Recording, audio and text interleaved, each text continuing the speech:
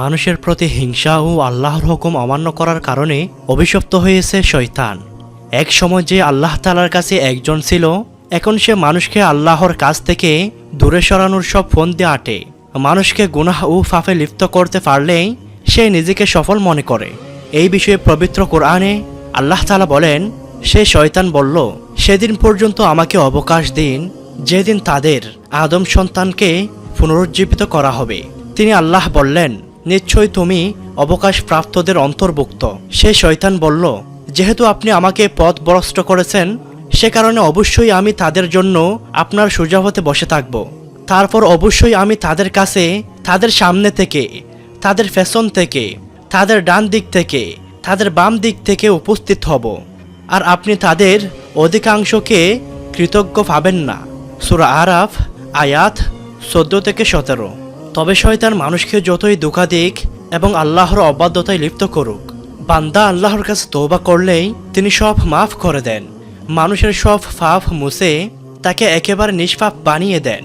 এক হাদিসে নবীজি সাল্লাল্লাহু আলাইহি ওয়াসাল্লাম বলেছেন, সেই মহান সত্তার কসম যার হাতে আমার জীবন, যদি তোমরা পাপ না করো, আল্লাহ তোমাদের নিচ্ছিন্ন করে দিয়ে তোমাদের পরিবর্তে এমন এক জাতি আনয়ন করবেন যারা পাপ করবে এবং আল্লাহর কাছে ক্ষমা প্রার্থনাও করবে, আর আল্লাহ তাদেরকে ক্ষমা করে দেবেন। মুসলিম হাদিস নম্বর 2748। গুনাহ হয়ে গেলে তাই মানুষের উচিত সাথে সাথে তওবা করে নেওয়া।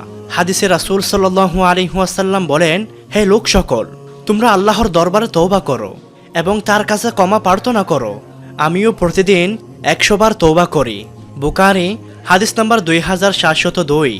এর পাশাপাশি গুনাহ থেকে বেঁচে থাকার পথপন্থা অবলম্বন করা উচিত সবার। এমন 10টি কৌশল তুলে ধরা হলো এখানে। 1 নম্বর কৌশল, নিয়ত করা। গুনাহের সুযোগ পেলেও গুনাহ করব না। নবীজি সাল্লাল্লাহু আলাইহি ওয়াসাল্লাম বলেন, কোন বান্দা একটি পাপ করে বলল, হে আল্লাহ, তুমি আমার পাপ ক্ষমা করো, তখন আল্লাহ তাআলা বলেন, আমার বান্দা একটি পাপ করেছে, অতঃপর সে জেনেছে যে তার একজন রব আছেন যিনি পাপ ক্ষমা করেন অথবা তা দিয়ে পাকড়াও করেন।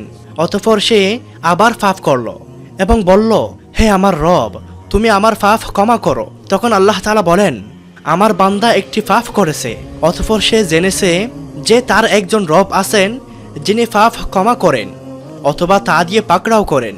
আমি আমার বান্দাকে ক্ষমা করলাম, সুতরাং সে যা ইচ্ছা করুক। সহিহুল বুখারী হাদিস নম্বর 7507। সহিহ মুসলিম হাদিস নম্বর 7162। 2 নম্বর কৌশল, সর্বদা ওযু অবস্থায় থাকা। হযরত জাবের ইবনে আব্দুল্লাহ রাদিয়াল্লাহু তাআলা আনহু থেকে বর্ণিত, রাসূল সাল্লাল্লাহু আলাইহি ওয়াসাল্লাম বলেছেন, বেহেশতের চাবি হচ্ছে নামাজ, আর নামাজের চাবি হলো ওযু। মুসনাদে আহমদ খণ্ড নম্বর 3 পৃষ্ঠা নম্বর 340। 3 নম্বর কৌশল হলো অধিক পরিমাণে ইস্তিগফার করা।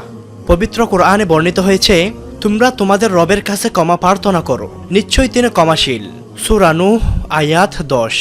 4 নম্বর কৌশল, গুনাহের পরিবেশ পরিবর্তন করা।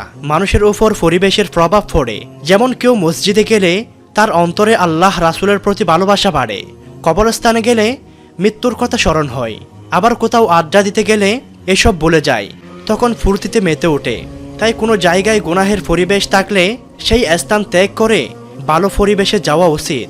5 নম্বর কৌশল, প্রত্যেক কাজের শুরুতে বিসমিল্লাহ বলা। হাদিসে বলা হয়েছে, গুরুত্বপূর্ণ কাজের শুরুতে বিসমিল্লাহ পড়া না হলে তা অসম্পূর্ণ থেকে যায়। মুসনাদে আহমদ খণ্ড নম্বর 14 পৃষ্ঠা নম্বর 329। 6 নম্বর কৌশল, ঘর থেকে বের হওয়ার সময় দোয়া পড়া। বিসমিল্লাহি তাওয়াক্কালতু আলাল্লাহ, লা হাওলা ওয়ালা কুওয়াতা ইল্লা বিল্লাহ। অর্থ, আল্লাহর নামে আল্লাহ তাআলার উপরেই নির্ভর করলাম। আল্লাহ তাআলার সাহায্য ছাড়া বিরত থাকা ও মঙ্গল লাভ করার শক্তি কারো নেই। আনাস ইবনে মালিক রাদিয়াল্লাহু তাআলা আনহু থেকে বর্ণিত আছে, তিনি বলেন, আল্লাহর রাসূল সাল্লাল্লাহু আলাইহি ওয়াসাল্লাম বলেছেন, যদি কেউ ঘর থেকে বের হওয়ার সময় বলে, বিসমিল্লাহি তাওয়াক্কালতু আলাল্লাহ, লা হাওলা ওয়ালা কুওয়াতা ইল্লা বিল্লাহ, তবে তাকে বলা হয়, আল্লাহ তাআলাই তোমার জন্য যথেষ্ট, তুমি হেফাজত অবলম্বন করেছো অনিষ্ট থেকে, তাতে শয়তান তার থেকে দূরে সরে যায়। তিরমিজি হাদিস নাম্বার 3726। 7 নম্বর কৌশল হলো সর্বদা জিকিরে কলবি, মনে মনে জিকির করা। পবিত্র কোরআনে ইরশাদ হয়েছে, তোমরা নিজ পালনকর্তাকে ডাকো, বিনীতভাবে ও সংগোপনে, নিশ্চয়ই আল্লাহ সীমা অতিক্রমকারীদের পছন্দ করেন না। সূরা আরাফ আয়াত 55। ৮ নম্বর কৌশল হলো ফজরের নামাজ জামাতের সাথে পড়া। মহানবী সাল্লাল্লাহু আলাইহি ওয়াসাল্লাম বলেন, মুনাফিকদের জন্য ফজর ও এশার নামাজের চেয়ে অধিক বারে কোনো নামাজ নেই। এই দুই নামাজের ফজিলত যদি তারা জানতো তাহলে হামাগুড়ি দিয়ে হলেও মসজিদে উপস্থিত হতো। বুখারী হাদিস নম্বর 657। রাসূল সাল্লাল্লাহু আলাইহি ওয়াসাল্লাম আরেক হাদিসে বলেন, এমন কোনো ব্যক্তি জাহান্নামে যাবে না যে সূর্যোদয়ের ও সূর্যাস্তের আগের নামাজ আদায় করে, অর্থাৎ ফজর ও আসরের নামাজ। মুসলিম হাদিস নম্বর 1322। ৯ নম্বর কৌশল হলো জবানের হেফাজত করা। হযরত উকবা ইবনে আমির রাদিয়াল্লাহু তাআলা আনহু থেকে বর্ণিত, তিনি বলেন, আমি একবার রাসূল করিম সাল্লাল্লাহু আলাইহি ওয়াসাল্লামকে প্রশ্ন করলাম, হে আল্লাহর রাসূল, আল্লাহর আযাব গজব থেকে নাজাতের উপায় কি? রাসূল সাল্লাল্লাহু আলাইহি ওয়াসাল্লাম বলেন, তুমি তোমার জবানের হেফাজত করো, গুনার জন্য আল্লাহর দরবারে কান্নাকাটি করো এবং প্রয়োজন ছাড়া ঘর থেকে বের হইও না। তিরমিজি হাদিস নাম্বার 2569। ১০ নম্বর কৌশল হলো প্রত্যেক নামাজের পরে এই আয়াতটি 2 থেকে 5 মিনিট মুরাকাবা, ধ্যান, গভীর চিন্তা করা।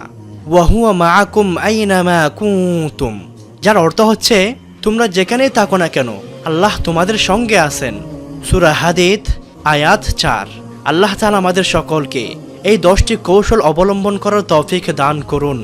আমিন ইয়া রাব্বাল আলামিন।